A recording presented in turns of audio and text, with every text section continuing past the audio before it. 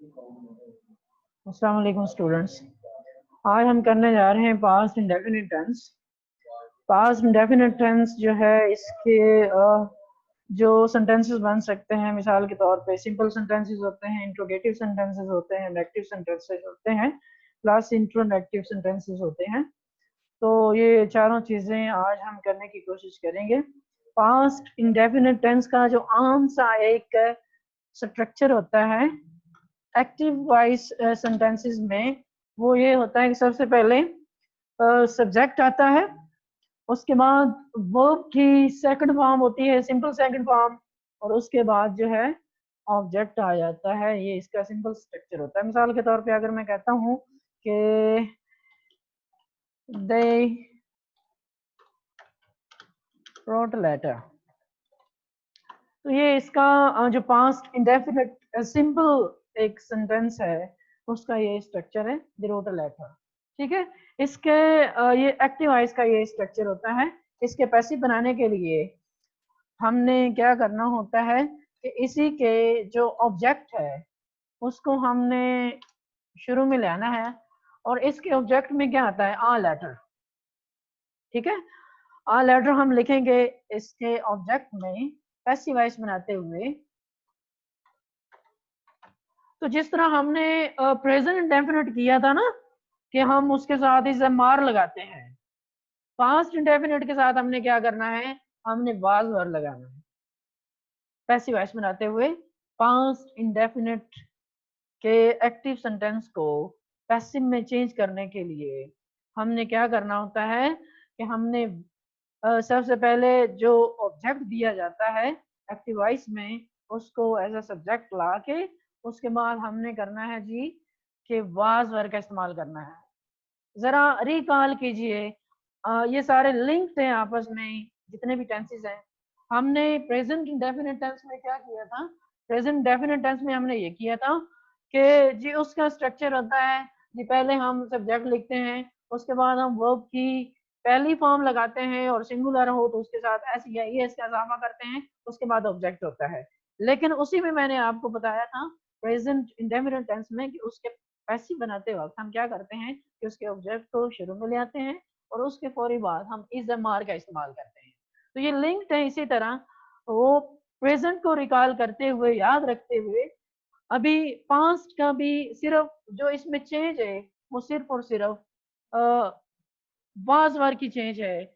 बाकी एक्टिव में क्या चेंज है कि एक्टिव में सिर्फ इसकी सेकंड फॉर्म लगाते हैं, लेकिन पैसिव में हमने जो इसका ऑब्जेक्ट है उसको एज अ सब्जेक्ट यहाँ पे यूज कर लिया, और उसके बाद हमने वाज वर लगा देना है। बाकी सारे के सारा उसी तरह होता है। ठीक है। अब ये देखें, आ लेटर जो है वाज वर कहाँ पे हमने लगाना है। अगर सिंगुलर आ रहा है ये एज ए सब्जेक्ट तो उसके साथ हम वाज लगा देंगे, अगर प्लूरल आ रहा है तो उसके साथ हम वर लगा देंगे। आ लेटर यहाँ पे आ गया तो ये सिंगुलर है, इसके साथ हम वर का इस्तेमाल, वाज का इस्तेमाल करेंगे, सॉरी, वाज लगा दिया। और उसके बाद जो है वर्ब की मैंने आपको बताया हुआ है कि अक्सर ही नहीं बल्कि बिल्कुल पैसिव वॉइस सेंटेंसेस में थर्ड फॉर्म आती है वर्ब की। तो यहाँ पे रोट लिखा हुआ है तो रिटर्न कर देंगे हम, लेटर वाज रिटन। उसके बाद हमने सब्जेक्ट को मेंशन करना होता है, उससे पहले बाय लगा देना है, और अगर उनकी मफूली हालत जो है अगर दे है तो उसकी दम हो जाएगा ऑटोमेटिकली। ठीक है। ये इसके सिंपल सेंटेंसेस होते हैं। आई होप यहाँ तक आपको इसका सिंपल जो स्ट्रक्चर है वो समझ आ गया। अभी हम इसको डील करते हैं जी कि इसके अगर एक्टिव वॉइस सेंटेंसेस में वो पैटर्न आ जाता है एमसीक्यूज वाला, तो वो कैसे आ सकता है। सपोज इसने जो वो भी उसको छोड़ा हुआ है यहाँ पे, ठीक है, और उसको आपने चॉइसेस क्या दी हुई है, चॉइसेस में पॉसिबल है कि वो आपको दे दे राइटिंग में, और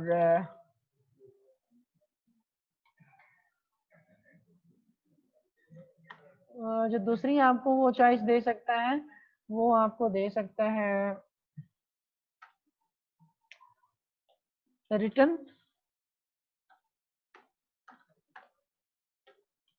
और सी में रोट,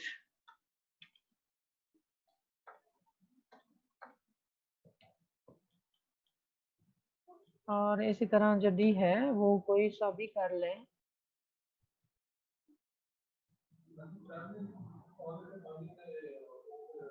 वर्ड रिटर्न कर लेते हैं। चलो ये उसने ऑप्शंस दे दिए हैं आपको। तो लेट्स सी जी क्या चीज ठीक यहाँ पे फिट हो सकती है। दे लेटर दे दिया उसने। अब जो पहली आइडेंटिफिकेशन आपको करना है वो ये है कि टेंस की आइडेंटिफिकेशन करनी है और इसमें देखना है कि राइटिंग इसमें फिट आ सकता है कि नहीं। अगर हम लिखते हैं सिर्फ राइटिंग जो है वो लिखते हैं इसमें, तो वो ऑब्वियसली हमने जहाँ भी आई एन जी लगाना होता है वहाँ हेल्पिंग वर्ब होते हैं, या इज एम आर होता है या वाज वर होता है, ठीक है, या विल बी होता है। यानी कि कंटिन्यूस के जितने टेंसेस हैं वहाँ पे उनके साथ ये लगाया जाता है राइटिंग, लेकिन उसके साथ हेल्पिंग वर्ब का इस्तेमाल किया जाता है, ठीक है। और इसी तरह अगर हम बी लगा देते हैं, रिटर्न कर देते हैं, दे रिटर्न अ लेटर, तो ये बी बिल्कुल गलत हो जाएगा, क्योंकि कोई भी ऐसा टेंस नहीं है जहाँ पे सब्जेक्ट के फौरी बाद थर्ड फॉर्म वर्ब किया जाए, उसके साथ कोई हेल्पिंग वर्ब ना दिया हो और सिंपली थर्ड फॉर्म आ जाए, वो कोई ऐसा टेंस नहीं है। इसी तरह सी जो है ये ठीक है, दे रोट अ लेटर, क्योंकि पास्ट इंडेफिनिट टेंस बन जाएगा, वो उसकी आइडेंटिफिकेशन है, उसका ये स्ट्रक्चर है, तो ये ठीक हो जाएगा।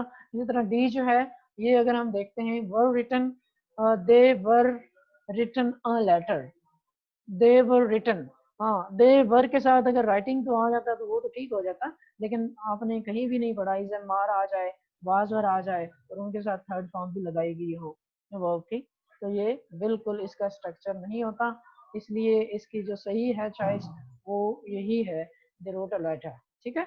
इसी तरह अगर हम देखते हैं पैसिव वॉइस सेंटेंस उसने दे दिया, letter was written by them, और इसमें सपोज वो आपको यही छोड़ देता है रिटर्न वाला ऑप्शन,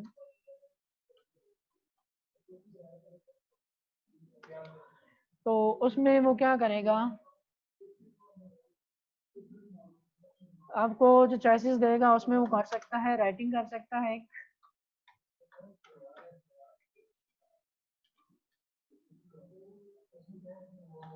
दूसरी चॉइस में वो कर सकता है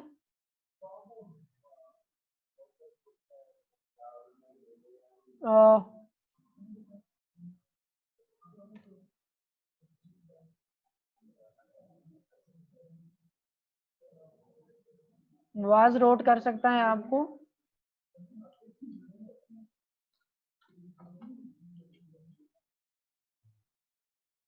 तीसरे में रिटर्न हो जाएगा सपोज।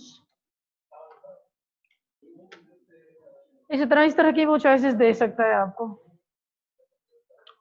तो देखिए जरा इसकी आइडेंटिफिकेशन आपने शुरू में ही कर लेना है कि बाय देम दिया हुआ है आखिर पे, तो ऑब्वियसली ये पैसिव वॉइस का एक सेंटेंस है, पैसिव वॉइस का ये एक सेंटेंस है। और पैसिव वॉइस सेंटेंसेस में आप तो मैंने बताया हुआ है कि हमेशा जो है वो थर्ड फॉर्म आती है वर्ब की, तो ये आपकी आइडेंटिफिकेशन हो जाएगी। इस तरह की अगर वो चॉइसेस होंगी तो राइटिंग, वाज, रोट, ठीक है ना, ये सारी आप छोड़ देंगे और यहाँ पे आपको थर्ड फॉर्म सिर्फ मिलेगी, letter was written by them, वो थर्ड फॉर्म आप लगा देंगे यहाँ पे, ठीक है। ये था पास्ट इंडेफिनिट टेंस का एक सिंपल सेंटेंस, उसका कंप्लीट स्ट्रक्चर जो है वो क्या होता है। अभी हम इसके इंट्रोगेटिव सेंटेंसेस जो हैं वो देखने की कोशिश करते हैं।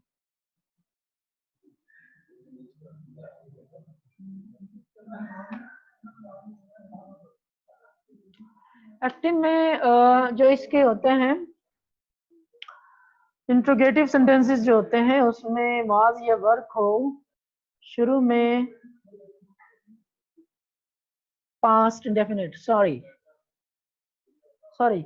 पास्ट इंडेफिनिट में जो होता है वो डिड को शुरू में ले आता है और उसके बाद जो है सब्जेक्ट होता है, उसके बाद वर्ब की पहली फॉर्म होती है और उसके बाद ऑब्जेक्ट और इंट्रोगेटिव मार्क। मिसाल के तौर पे तो यहाँ पे आ जाएगा डिड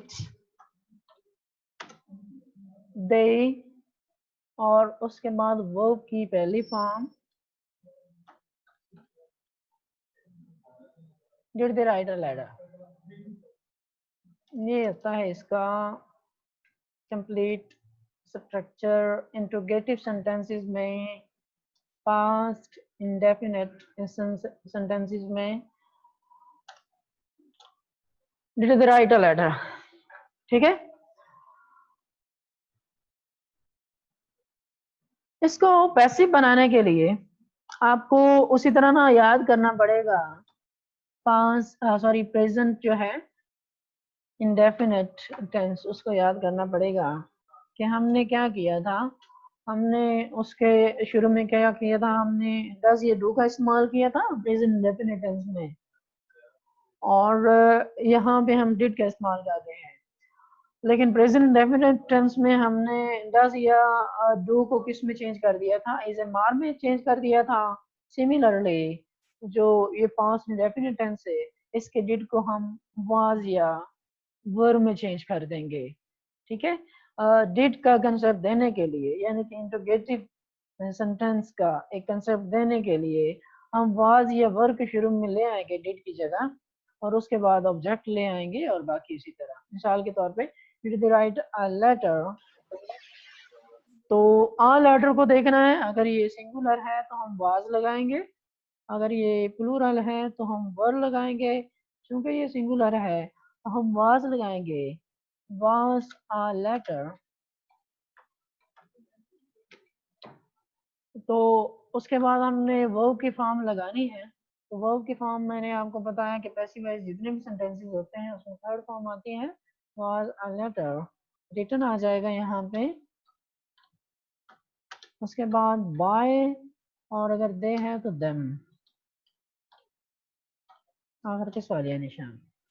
ये होता है जी इसका स्ट्रक्चर। जो इंट्रोगेटिव सेंटेंसेस होते हैं उसका, पास्ट इंडेफिनिट टेंस का, उसमें डिड शुरू में होता है, और डिड को हमने पैसिव वॉइस में चेंज करने के लिए उसको किस में कन्वर्ट कर देना होता है, वाज या वर्ब में। लेकिन अकॉर्डिंगली हमारा जो एक्टिंग में ऑब्जेक्ट दिया गया उसको जब हम एज अ सब्जेक्ट बनाएंगे, उसको मद्देनजर रखते हुए कि आया कि वो सिंगुलर है तो उसके साथ वाज लगाएंगे, अगर प्लूरल है तो उसके साथ वर्ब लगाएंगे, और बाकी वर्ब की थर्ड फॉर्म उसी तरह, और ये स्ट्रक्चर इसका हो जाएगा। ठीक है, अब हम इसके वो एमसीक्यूज वाले देखते हैं।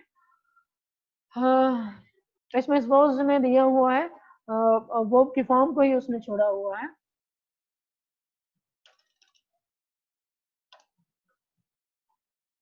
तो इसमें वो चॉइसेस दे सकता है आपको, ए में दे सकता है राइट, बी में आपको वो दे सकता है राइटिंग,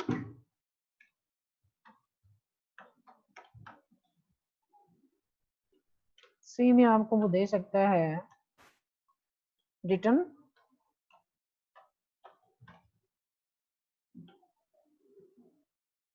और डी में आपको वो दे सकता है verb written.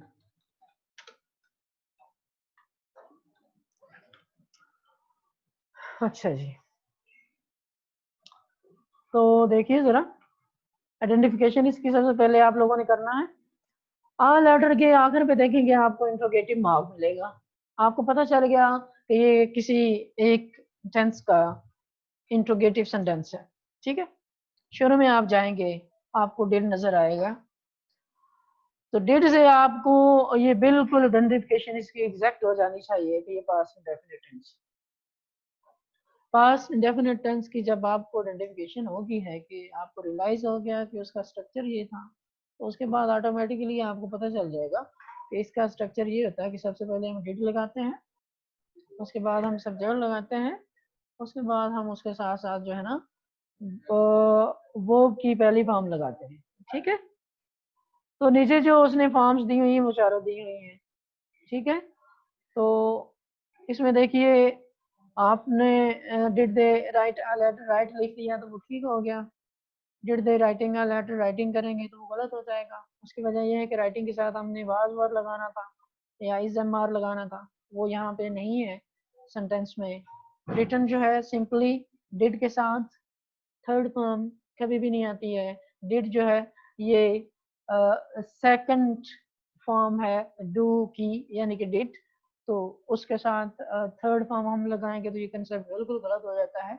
Were written, did they were written, already जो है डिड आ गया, उसके साथ हम वर का इस्तेमाल नहीं कर सकते हैं, तो लिहाजा जो है ये भी गलत हो जाएगी। तो आपके लिए जो पहली चॉइस थी डिड द राइट लर्नर, ये ठीक हो गया। उसके साथ हम देखते हैं पैसिव वाइज जो सेंटेंस होते हैं उसमें वो क्या छोड़ सकता है, आपको क्या चॉइसेस दे सकता है। was a letter written by them, तो सपोज कर लेते हैं जी उसने पहला ही was जो है इसको स्किप कर दिया और आपको उसने जो चॉइसेस हैं वो दे दी। शुरू में उसने आपको और जो ए है उसमें दे दिया उसने डिड, जो इसका बी है उसमें दे दिया आपको was, और इसका जो सी है उसने आपको सी दे दिया जनाब वर,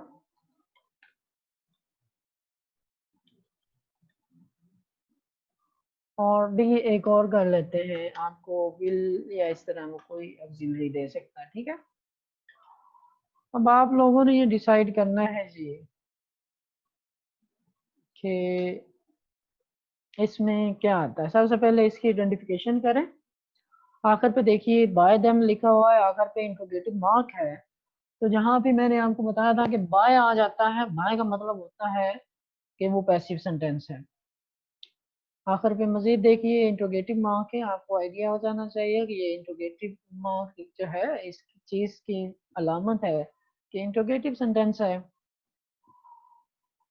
अ लेटर रिटन बाय देम, ठीक है, रिटन भी आपको शो कर रहा है कि ये पैसिव सेंटेंस है।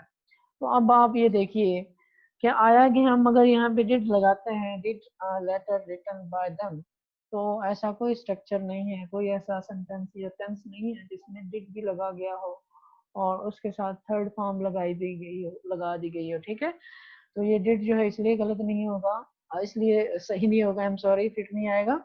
और उसके बाद अगर हम करते हैं वाज, लिखते हैं यहाँ पे was a letter written by them, तो ये यहाँ पे बिल्कुल ठीक हो जाएगा। उसकी वजह ये है कि आखिर पे इंट्रोगेटिव मार्क है, पैसिव सेंटेंस है, और पैसिव का हम क्या करते होते हैं, डिड को हम वाज या वर में चेंज कर देते हैं, तो वाज यहाँ पे ठीक था।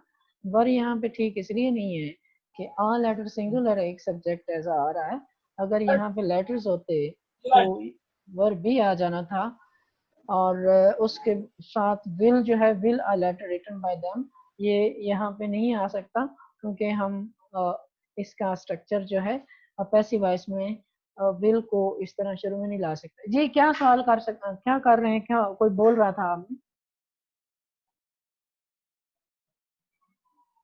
कोई बोल रहा था। ओके, समझ आ गई।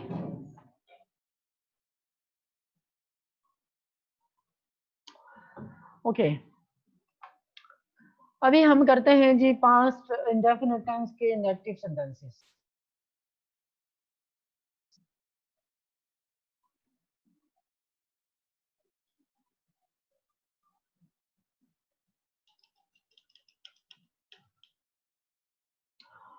हम अब नेगेटिव सेंटेंसेस जो हैं वो कर रहे हैं यहाँ पे। तो नेगेटिव क्या होता है, सबसे पहले जो है ना सिंपल, इसका जो स्ट्रक्चर सिंपल सेंटेंस होता है उसमें क्या होता है, सबसे पहले सब्जेक्ट आ जाता है, उसके बाद डिड नॉट आ जाता है, उसके बाद वर्ब की पहली फॉर्म आ जाती है, उसके बाद ऑब्जेक्ट होता है। ठीक है, मिसाल के तौर पे मैं कहता हूँ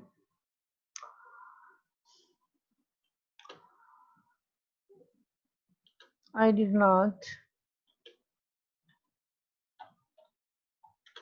कैच अ फिश। ठीक है, ये इसका इनएक्टिव सेंटेंसेस के स्ट्रक्चर है इसका जो सही है, डिड नॉट उसका हम इस्तेमाल करते हैं सब्जेक्ट के बाद, ठीक है। और इसको पैसिव में चेंज करने के लिए हमने क्या करना होता है, हमने वही इसका जो ऑब्जेक्ट है वो शुरू में लाना है। आ फिश आ जाएगा यहाँ पे, आ फिश। और इसके बाद मैंने आपको बताया था कि हमने पास्ट के इंडेफिनिट के जितने भी सेंटेंसेस हैं उसको हमने इसके साथ हेल्पिंग वर्ब जो लगाने होते हैं वो वाज वर्ड लगाने होते हैं। अकॉर्डिंगली दिस सब्जेक्ट, अगर ये सिंगुलर है तो वाज आ जाएगा, प्लूरल है तो ये वर आ जाएगा, फिश वास। उसके बाद हम नॉट लगा देंगे। उसके बाद वर्ब की फॉर्म आती है और पैसिव वॉइस के कारण तो इसकी थर्ड फॉर्म आ जाती है।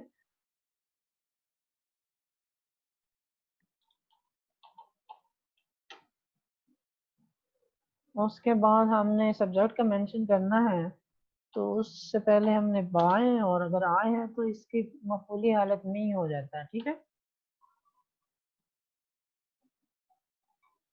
I did not catch a fish, fish was not caught by me. ये इसका स्ट्रक्चर होता है सिंपल नेगेटिव जो सेंटेंसेस हैं पास्ट इंडेफिनिट के नेगेटिव सेंटेंसेस उनका। तो अब हम देखते हैं कि वो चॉइसेस में आपको क्या छोड़ सकता है। मिसाल के तौर पे उसने डिड को छोड़ दिया यहाँ पे एक्टिव वॉइस के सेंटेंस में, और आपको उसने जो चॉइसेस हैं उसमें उसने आपको दे दिया, एक डस दे दिया, एक उसने आपको डिड दे दिया,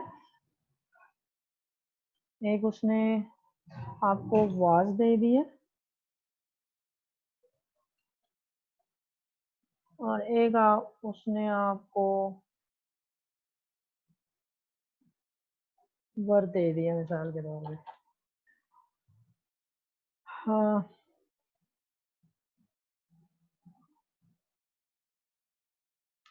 तो अभी इसकी जो आइडेंटिफिकेशन है वो कीजिए जरा, कि हम अगर डज लगाते हैं, नॉट आपको बता रहा है कि ये नेगेटिव सेंटेंस है, अगर हम यहाँ पे डज लगा देते हैं तो आई के साथ डज नहीं लगता। हाँ, अलबत्ता उसने डू दिया होता, I do not catch a fish, तो ये प्रेजेंट डेफिनेट नेगेटिव सेंटेंस हो जाना था और ये बिल्कुल ठीक हो जाना था, ठीक है। लेकिन डू की चॉइस नहीं है, यहाँ पे डज की है। तो डज इसलिए आई के साथ नहीं आता कि आई एज अ जो है ना वो प्लूरल तस्वर किया जाता है, सिंगुलर नहीं तस्वर किया जाता, इसलिए डज नहीं आ सकता। डिड इसके साथ आ जाएगा। उसकी वजह ये है कि अगर ये हम लिखते हैं तो ये डेफिनेटली जो है पास्ट इंडेफिनिट नेगेटिव सेंटेंस बन जाएगा, जो स्ट्रक्चर के हवाले से बिल्कुल ठीक हो जाएगा। I was not catch a fish, तो वाज इसके साथ हम नहीं लगा सकेंगे, क्योंकि अगर वाज लगाएंगे तो उसके साथ हमने कैच के साथ फिर आई एन जी होता तो फिर ठीक हो जाना था। सिमिलरली जो वर है वो भी नहीं लगा सकते, क्योंकि वो आई जो है इसके साथ हम वर नहीं लगाते, हम वाज लगाते होते हैं, ठीक है। तो इसलिए डिड वाला जो ऑप्शन है ये आपके लिए ठीक है। सिमिलरली जो पैसिव वॉइस सेंटेंसेस हैं उसमें वो आपको दे देता है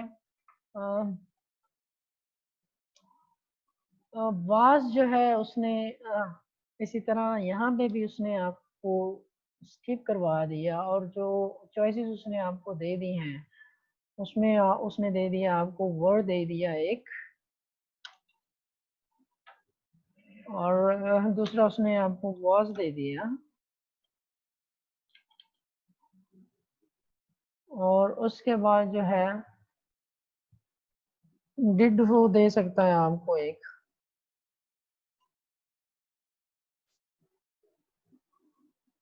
और डू कर लेते हैं या डस कर लेते हैं, चलिए डस कर लेते हैं।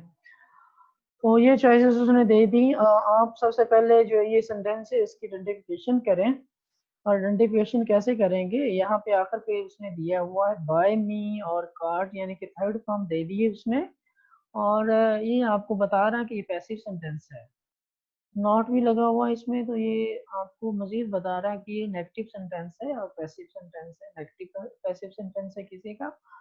तो नीचे जो ऑप्शंस हैं अब आपने वो यहाँ पे फिट करने की कोशिश करनी है। आप ईश्वर वर हम अगर लगाते हैं यहाँ पे, तो वर इसलिए यहाँ पे ठीक नहीं होगा कि फिश जो है यहाँ पे सिंगुलर है, जबकि वर जो है ये हम प्लूरल के साथ लगाते हैं। और वाज अगर हम लगा देते हैं तो ये बिल्कुल डेफिनेटली ठीक हो जाएगा। आ फिश वॉज नॉट काट बाय मी, ठीक है, ये वाज ठीक हो जाएगा, लेकिन डिड जो है ये ठीक नहीं होगा। उसकी वजह ये है कि आई आ फिश डिड नॉट काट बाय, डिड के साथ हम थर्ड फॉर्म नहीं लगाते, जबकि यहाँ पे थर्ड फॉर्म लगी हुई है, तो डिड हम फिट करेंगे, ये गलत हो जाएगा। डज हम बिल्कुल नहीं लगा सकते, ठीक है, फिश डज नॉट काट बाय मी। तो इस तरह जो इसकी सही जो चॉइस है वो यहाँ पे वाज ही आएगा। तो now I am going to end my lecture. इतना ही है, क्योंकि टाइम जो है ये अब सिर्फ 2-3 मिनट रह गए हैं, और इसका इंट्रोनेक्टिव जो है वो बाकी बच गया है, वो मैं जल्दी करवाऊँ तो आप कहेंगे कि सर आप समझ नहीं आई, करवा मैं सकता हूँ, तो ये हम अगले लेक्चर में कर लेंगे। उससे पहले आप लोगों ने कोई सवाल करना है तो you are more than welcome. अपने आप को अनम्यूट करें और सवाल करना चाहते हैं तो you are more than welcome.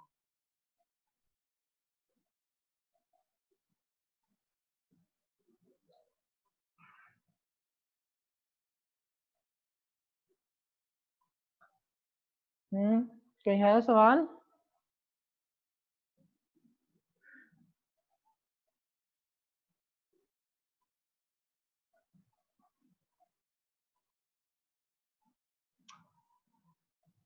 Okay जी, then see you in next lecture इंशाल्लाह डे आफ्टर टुमारो। तब तक के लिए अल्लाह हाफिज।